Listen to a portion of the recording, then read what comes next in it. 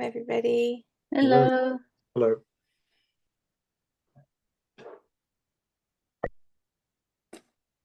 Nice to see some familiar faces in here. So, welcome. Tonight we are going to have an introductory webinar about the Hearth at Embercombe. My name's Laura, and I'll be asking the facilitators some questions, and I'll also be taking questions from the rest of you. So if there is anything that comes up, do feel free to ask it towards the end or pop it in the chat, and we'll read it out for you if you don't want to say it yourself. But to start with, just to introduce Embercombe, for those of you who haven't been, we have 50 acres of land on the edge of Dartmoor, and that land we are rewilding, but we also run programs there, and the Hearth is one of our core programs. And tonight we are joined by the two facilitators on that program, Tugba and Mac. But before we get to them, we have a very special guest, Dom, who has done the Hearth program, who hasn't got very long, but he's offered to come along and just share a little bit of his experience with you. And once we've heard from him, we will then go back to the facilitators and hear a bit from them. So if questions come to you, do keep a note of them or keep them ready, and we will get to them as well. But first of all, Dom, over to you. How did you find the Hearth? Lord, thank you, and thank you for letting me parachute in at the beginning, just to share some reflections. For me, the Hearth met me, I'd say, at the perfect time with just what I needed. What drew me into the Hearth was the strong description of something nature connected and actually being able to be on the land for a sustained period, and that was a really integral part for me, deepening my connection to nature. And also there were elements of the Hearth that I knew were going to be new for me: the fasting, the breath work, the whole the way that the program, the experience fits together. I think you get into this incredible rhythm, and it allows you to go really deep with whatever process you're on, whatever inquiry you're bringing. The breath work was incredible from my perspective. It was very embodying and insightful, and then having time to go away and reflect on that in solitude, by myself, with the land, with the spot where I'd chosen to set my wild camp. It was a really beautiful experience, and the sense of ceremony that flowed through, the rhythm that we got into as a group, it definitely took me out of my comfort zone, took me into places that felt, gave me trepidation, and then gave me a real sense of achievement, having sort of pushed some of my own boundaries, pushed some of my own limits. I'd say my sort of strongest sense that I left the Hearth with was a real deepening of my connection to the natural world, that then allowed me to step on and make a much deeper connection to place where I called home, the land on which I was living. So it gave me a lot to take away and work with as well. Thanks, Dom. That's really lovely to hear. I don't think I've ever heard you speak about the Hearth that way before. We're normally talking about different programs, so thank you. And thank you for taking the time to come. It still lingers well in my memory. I often come back and reflect on it. And so yeah, for anyone who's contemplating it, highly recommend it from my perspective. I would say that I'm slightly biased, but I think it's just such a beautiful framing. Thanks, Dom. Okay. So we will go to the facilitators now. So I'm going to ask Mac and Tugba a few questions. As I said, we'll try and keep it at sort of half of the rest of this time with them, and then there'll be lots of time for you guys to ask questions too. So first of all, I'm going to go to Mac, and I'm going to ask you, Mac, if you could just tell us a little bit about yourself and what it is that you bring to the Hearth.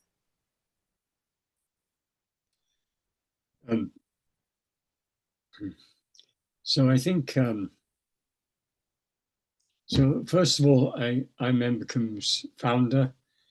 And Embercombe itself and the programs we offer is really my response to an invitation made by the indigenous people that taught me to offer something into the world that would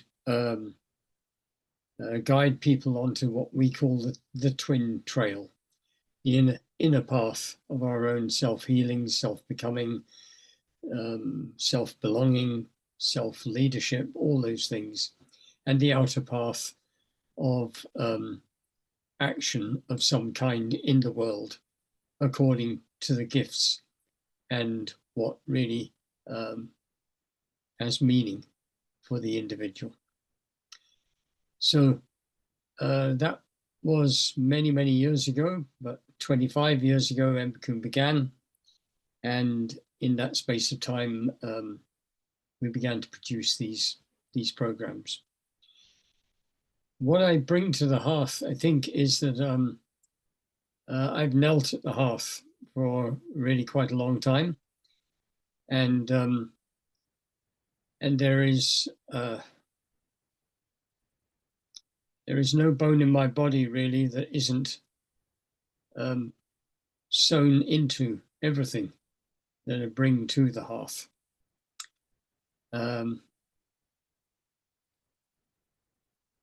You know, right now, as all of you I'm sure know, we have the rising bird song, which will reach its crescendo sometime later in the spring.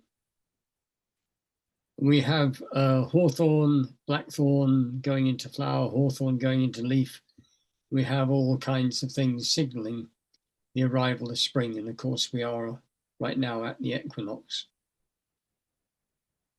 The hearth really is something that I personally feel that when we come to the hearth, and I'm talking not now about the program, but the hearth of life, if you like, when we kneel at that place,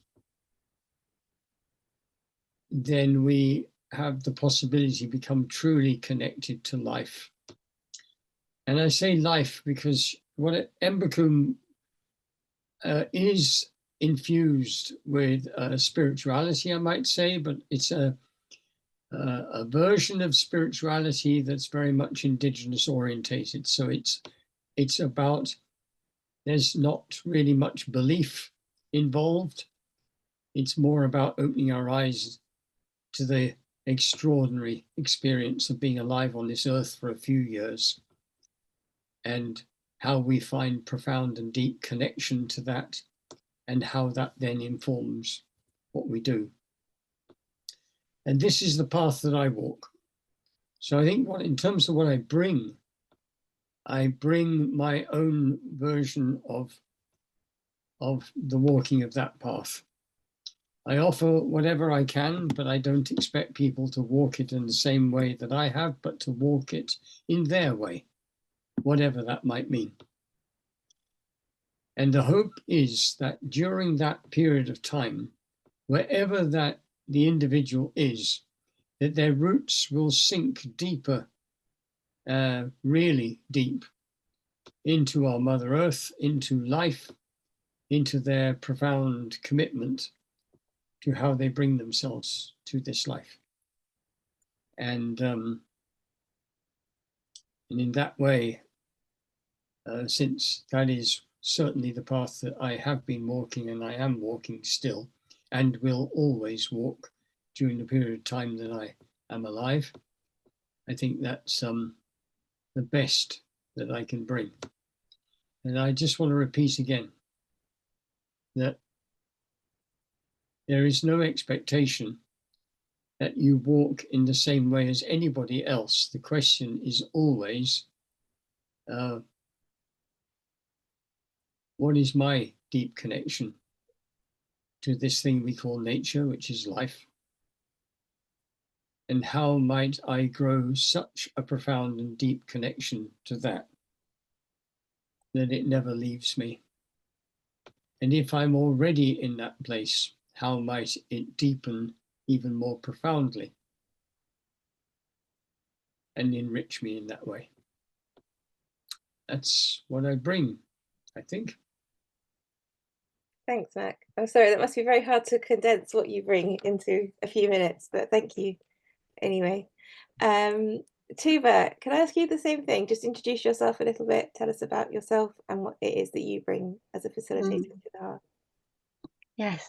Hello, everyone. Nice to see you and some familiar faces, some new faces. And it's always helpful to have some connection, because it's absolutely fine for those of you who can't turn your cameras on. But when we have some kind of connection like this, it really helps me to ground as well. So my name is Tugba, and I am the programs manager and also facilitator at Embercombe. I was thinking today as I was sitting in front of my cabin in the sunshine, because I don't know how it was for you today, but it was incredibly beautiful in Devon, so sunny and glorious. And then at the back of my head, I was just, thinking about the webinar and the Hearth. And of course, we hold the Hearth at Embercombe, and I was thinking how that time of the year feels so like the energy shifts so beautifully for us. And then I was asking myself the question, like, why am I doing this work? Well, how did I end up here? And it always takes me back to my childhood. And I think each webinar, I always go to my childhood, but something about it, I think is so important. And there's a story my family always tells me about every single time, by the way, whenever I go back to Turkey, how when I was a little girl, I used to get up in the morning. Sometimes I had breakfast, sometimes I didn't, because my family were always busy working from dawn to dusk. I would be out all day. So I was with the earth all the time, with the neighbors. And I remember today specifically the poplar trees that they were in my neighbor's garden. So I would just walk past it, the breeze there, and then go to the fountain, get some fresh water and collect it. And that was our drinking water. Anyway, I could go on and on, but there was that like being so close to earth, and that was embedded in me since I was a child. But I then forgot, because then we moved to a town and then the city and my university life and London, etc. I always appreciated our earth and nature, but there was this disconnect. And later I was so lucky, because the mother was calling me just to say, you need to come back. So I find my way back, and that was the belonging, that homecoming. And since then we are united. And my work is always involved to care for other people mostly. So it always involves caring for others. But now I'm so glad that it involves not just humans, but more than humans, that feels more whole. So I bring elements of embodiment, movement, and breath work to the Hearth, as well as our time on the council with that fire. And the ceremony with everyone else in our team. Yeah, I think I'm going to leave it there. Thank you, Laura. Thanks, Tugba.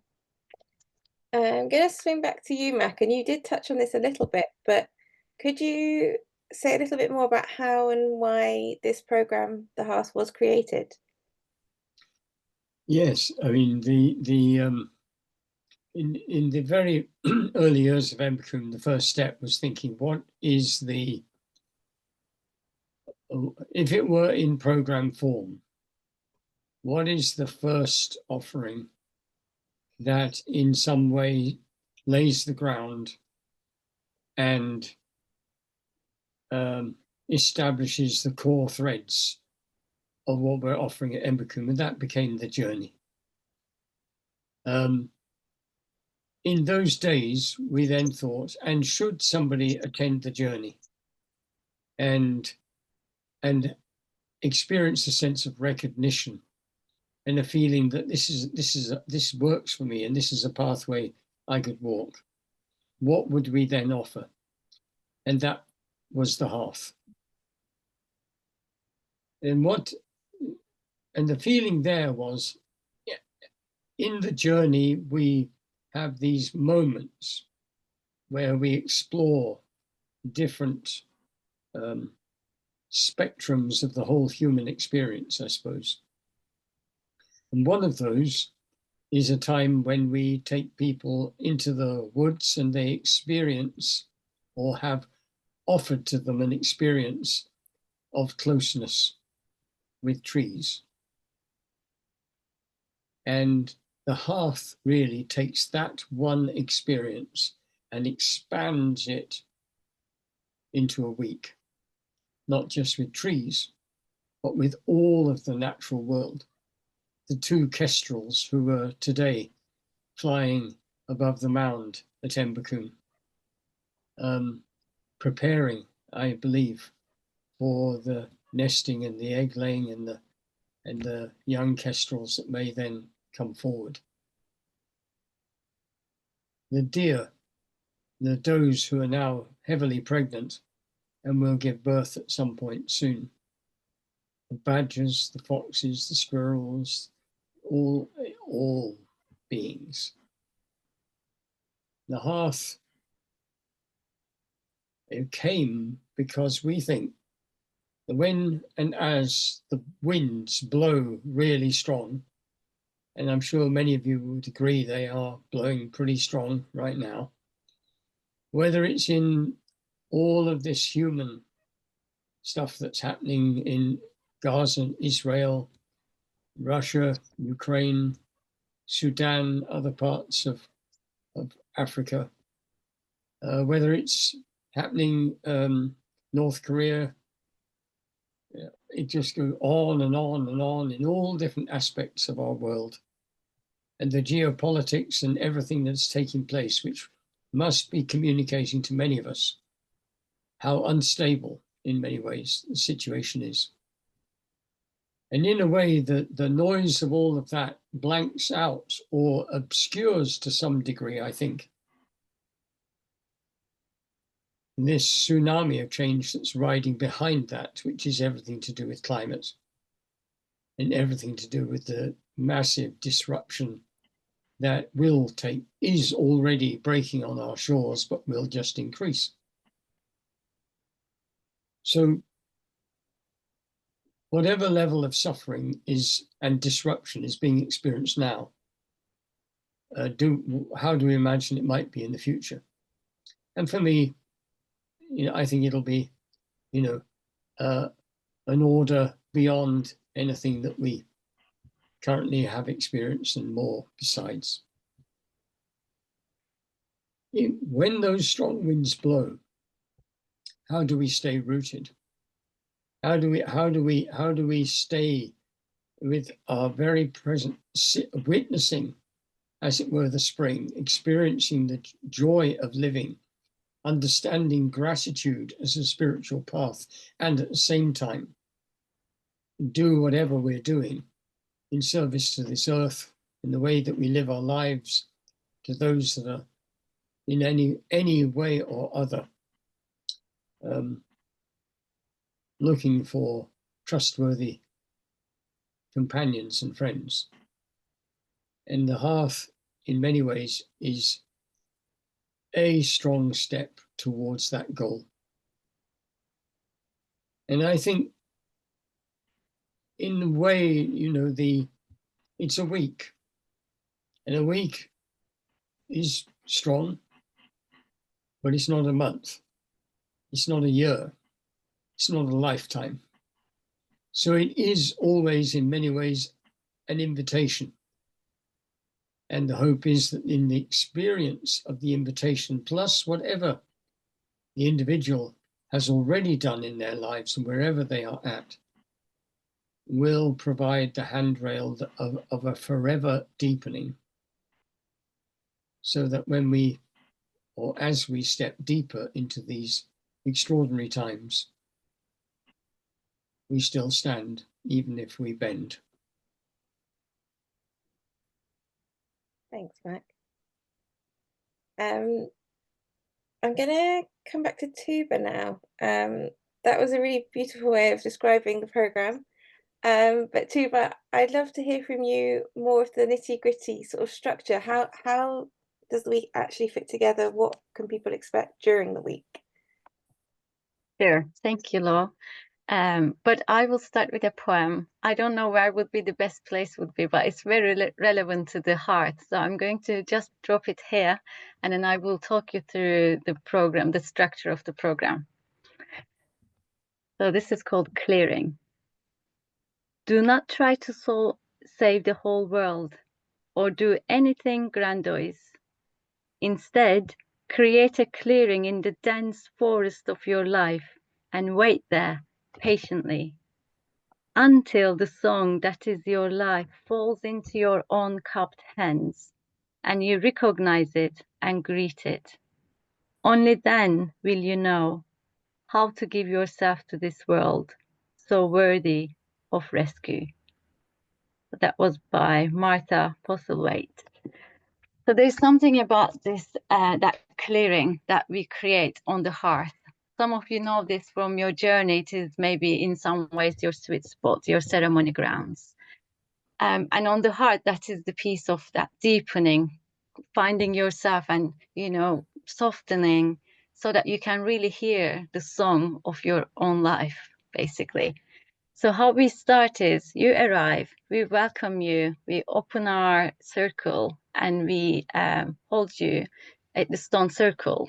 And that would be the place that we will be holding all our councils or our breathwork sessions. So we will be meeting you in that way. And you will then have an opportunity to create your own ceremony grounds as well. Then on the second day, that day, what we say, the hearth is actually a ceremony within a ceremony. So on this day, it will be a preparation for you to go into this ceremony. And so you will be, creating your ceremony grounds, your individual ones. And then there will be a walk around the land, rewilding walk from our rewilding lead to tell you more about what's happening, all the life that is around us. And then we will have another ceremony to enter the 3 days of ceremony, basically. So I'm aware how many times I'm repeating this, but it will be from that moment and onwards, there will be a drum beat. And you will hear it the next 3 days. It will continue. It will continue. And from that day onwards, we are entering the space where you will be, spending time on your own. You will be fasting, and we will be doing breath work, voice work, and also some prayerful movement as well.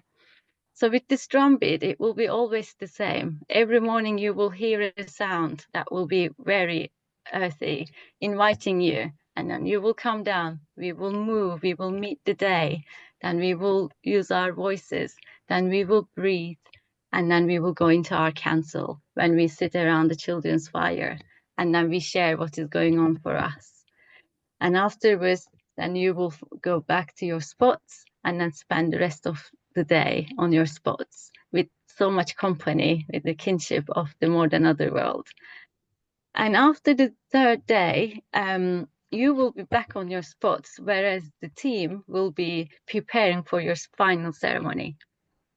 Sometimes we have like a late night that night, but we love it. And we, in the morning, early in the morning, before the sunrise, most probably, we will be inviting you in for this final ceremony.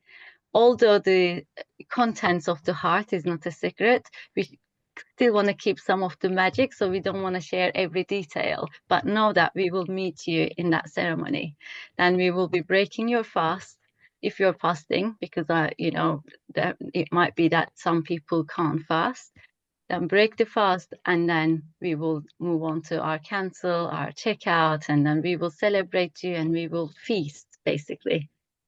And we wanted that because after coming out of such a big experience, we didn't want you to just go home. So we just rest that night. You will be in your yachts, and the next day we have breakfast and we say goodbye after the breakfast.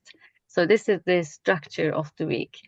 What I want to say is that sometimes, people come having read the web page about the fasting and the solo time and sleeping under the canvas in the woods, etc. They come as if they're going to the war, as if this is like a survival camp. I'm here, I'm ready. And then later on, they are like, oh, this is like quite a soft experience. You know, it is not, I don't need to be like, oh, waiting like that. It's actually, I just need to go like that. That is exactly what the hearth is, that softening, that slowing down, because that slowing down helps us to deepen and hear that song of our hearts, basically. And that's what the heart does, that so beautifully. Although we have this structure, although there is like a flow of the day, we don't keep the time. We don't know how long the council will be. We don't know how long the breathwork will be. We will just go with our natural time, and we will meet each and every one of you in that way. I'm just thinking if I missed anything. I don't know if you want to add anything, Mac, but this is, I think, more or less it. Yeah, I think that's about it, Tugba. I wasn't sure whether in your description it was clear that each of the people on the hearth build their own little bivouac, as it were, a little shelter in which you stay for the duration of the 3-day ceremony. But you may not know how to do that. We don't expect you to know. Therefore, of course, you're given instruction and you're helped. And there's somebody moving all the time around to make sure that nobody's getting into difficulty. You also have a little fire, and unless the weather is so dry that that's not feasible, a little fire. And we're outside all the time. We never use the indoor facilities at the top of Embercombe. We're with sunrise and sunset, the weather as it happens, and you will reek of wood smoke by the time you leave, as it were. And that's either a delightful feeling or it's not, but that's really how it is. And I think this combination of solo time, dreaming time, inner questioning time, together with very strong community experience of being with the circle, it replicates in many ways what the people who taught me shared, that when a difficult question came up, they would come together in council. They would listen deeply to each other and share things. And then together with their questions, they go out into nature on their own, solo, and listen to the trees and to the wind, to the soil, to the animals, to the plants. And then they come back and they would share and listen to each other. And then they go out and do the same thing. Then they come back. So as with all Embercombe programs, really, there's a drumbeat and a rhythm. And on the back of that rhythm and drumbeat, you find yourself carried into that deeper space. And I think that's a really essential part of the whole design of the experience. Thanks, Mac. My next question, I'm going to come back to you, Mac. Now, I know there's a few faces here that we've seen on the journey in recent years, but there are some who maybe haven't done the journey. How is the Hearth different from the journey, but also the Twin Trout? How is it different from our other programs, and who is it for? Who does it suit? How does it sit within that range?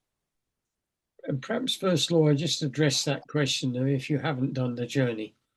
I think I spoke to the fact that originally we thought that the Hearth would be a follow-on from the journey. And a few years ago, we thought about that again and thought, well, there's many different doors, as it were, doorways into which people may feel called to enter into the things that we offer at Embercombe, the experience that we offer. And for that reason, we decided we would move away from this sequence of the journey, then the Hearth, and so on. And we weren't quite sure how it would work, but we are sure now, I think, because we've had several people come who have never done the journey but are stepping straight, and the Hearth is the doorway, and it's worked absolutely great. Laura, can you remind me then the other parts of that question? Because I've dealt with that bit. So how is the Hearth different from the Journey of the Twin Trail? If you were choosing between the different programs, what makes the Hearth stand out? Why would somebody choose the Hearth? I think they choose it because of all the programs that we offer, and I'm not suggesting you'd want to do this at all, but of all the programs we offer, you could do the Hearth every year. We don't make a secret of the content. It's a time in the year when you would come.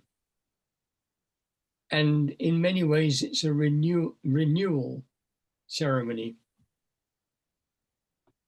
For people will make it whatever they wish it to be, but it's deep immersion in nature and with the circle of people. And in that way, it is different from the other programs, because the other programs contain elements of that, but it is one element. And I think in many ways,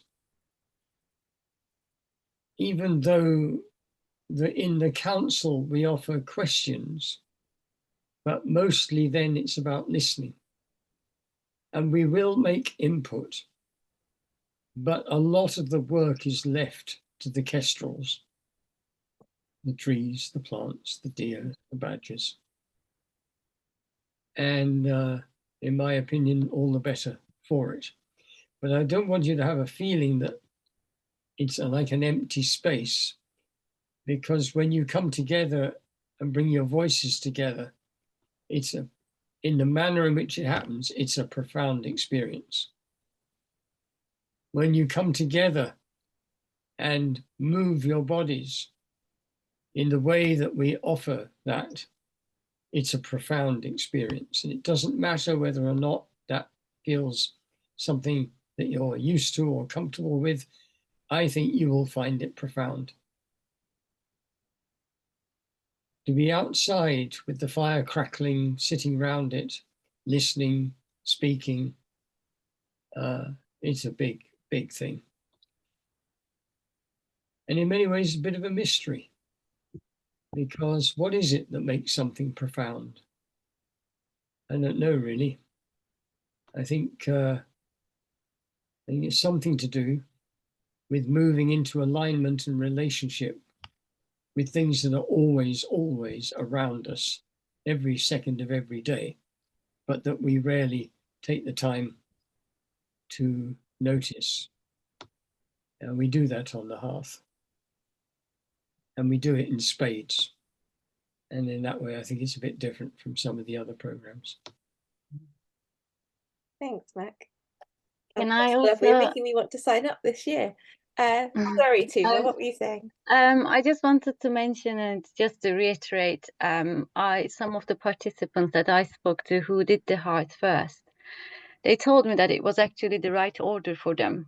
At that time, when they did the Hearth, that's exactly what they needed. And then they came back for the journey. And then that was the right thing for them to do at that time. So I think there is something around that. And also, just want to bring one more thing. It is nothing different than what Max said, but just recently, it was the anniversary of one of our colleagues passing. And she lived at Embercombe. Some of you would know her. Her name was Fiona. And she always walked bare feet. So that's why she was known, or she's known still, like Bare Feet Beauty. And for me, whenever I think about her walking bare feet, I know she did that because she just loved our earth so much. She just didn't want anything between her and that earth, the soil. And for me, in some ways, the Hearth is the same. You just take out the shoe, anything, any layers, you're just on it. You're really deepening that. And there is no distraction of other company apart from, as we said, the kestrels and the trees. And also, it is uncomfortable sometimes to be just with ourselves and in our mind. But it also gives us resilience by the end of the program, when you're like, wow, I was out there. spend that much time on my own and really deepening that, connection. And it gives confidence. Oh, I can survive without food that many days. It's not always easy, but you also notice, wow, that is so possible. Anyway, there's so many different layers that the Hearth gives you. Maybe perhaps with some other programs, it's a little bit less obvious, let's say. They do it in different ways, but it's less obvious. Thanks, Tugba. Laura, can I just say something about the fasting? I mean, I would say that it most definitely is easy. I'd also say some people find it hard. So the question is, where do you put your attention? So if your 3 days is going to be 3 days, waiting for the next meal, or fantasizing about dishes that you would like to eat, well, of course, it's not going to be easy.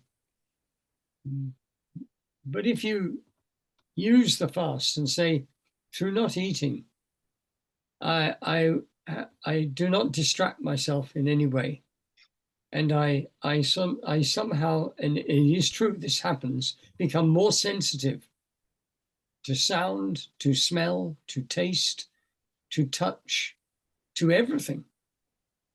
And that is where I'm going to put my attention. I'm putting my attention to the conversation I'm having with our Mother Earth, with life. And I would say for the people that do that, it's not difficult. It really isn't difficult. I would equate it actually with, being somebody that once in their lives smoked cigarettes and tried many times to give up and failed many times. And then when the day came that I did give up, it was easy because I'd made a commitment, I'd made a step, and it wasn't difficult. I just stopped. It's very similar. And so I think the truth will be it's unbelievably easy. And sometimes some people, it's hard. But it's where we put our attention that makes the difference. Thanks, Mac. I know some people look at the Hearth and they see the fasting or being outside in the woods and worry because they have physical disabilities or health conditions that makes that seem quite difficult. Tugba, what would you say to those people who are worried about those aspects of the program? Yeah, thank you. Firstly, there have been, people in the past who joined the Hearth having visible or invisible health conditions or disabilities. So there are times, places, or there are ways that we can accommodate or support those people. However, it's very individual as well. So we will need to know the details. So I would say drop us an email and then we arrange a call and discuss your particular situation and then see if it is the right program for you, if there are other ways that we can stretch or change, adapt things for you so that you can attend it, etc. But it would be really good to have one-on-one conversation. Great, thank you. So that is all my questions for you guys. So I'm going to open it up to all of our guests. I just want to highlight that this is being recorded. So if you want to ask the question in person and have your face shown, that's absolutely fine. Just raise your hand and I'll come to you. But if you'd rather not be seen, you're very welcome to just type your question in the chat and I will read it out. So are there any questions?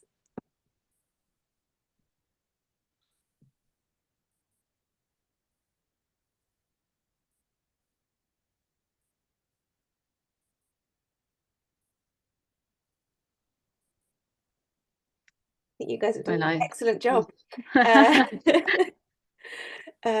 answering anything. I'll keep an eye on the chat in case someone is typing away. But in the meantime, I'll just take this opportunity to give you a few more details about booking, I guess. If you do want to sign up to the Hearth this year, you can do so on our website. It's embercombe.org/the-hearth. We have a sliding scale for all of our ticket prices to help make it accessible to as many people as possible. So we do have the regular ticket, which is our standard price, and then we have a supporter ticket. So if you are feeling that you can give a little bit more, we really appreciate those of you who can buying that ticket. And then the other way, we have a subsidized ticket, which is cheaper than our standard for those on a lower income. And if you're not sure which of those 3 tickets is right for you, there is a link on our website and you can read a little bit about where you might fit. If the subsidized ticket is still not affordable enough for you, we also have bursary places, which we welcome applications for. Again, you can find the link on the booking page. For those who want, we also offer interest-free payment plans. So you can pay for your deposit to book your place, and then we can break up the rest of your balance over a few months leading up to the programme. With the Hearth being towards the latter part of this year, that gives you a few months to break the payment up over. So that helps just a few people to make it a bit more affordable. Tugba, is there any other sort of practical information that you would like to add at this point? I would just mention that some of you might have seen there is only one Hearth a year, so and places are limited. So if you are considering it, it would be good to book it in advance than waiting for last minute. That's good advice. When do you, hello, good evening. Hi, Jamie. Hello, what month is it held in then? In Which month is it? September, 1st of September. Okay, and you say it's outdoors, so I assume you need to dress more like it's going to be, I don't know, a mountain expedition, like, I don't know. Yeah, I mean, so we send you a full kit list, but of course, this is the UK. Even some days, you know, it is so warm. Some days, especially in the evening, it is quite cold. So lots of layers and good sleeping bag. But we do send a kit list that would help with that. I would say in general as well, Embercombe is on the edge of Dartmoor and the weather changes by the hour regardless of the season. So layers are always encouraged, whatever time of year it is. Any other questions? Great. Mac, do you have any final closing remarks? I thought I'd just offer these words of Rumi with a couple of extra of my own added in. So out beyond ideas of wrongdoing and right doing, there is a field. Perhaps we'll meet you there. Thanks, Mac. With that, we will draw tonight to a close. Thank you everyone for coming. If you do have any questions in the coming days, please do email us. There's a few of us who will be monitoring the inbox. It's support@embercombe.org. And hope to see a few of you on the land, if not on the Hearth this year. Bye. Bye-bye. Bye, everyone. Thanks for coming.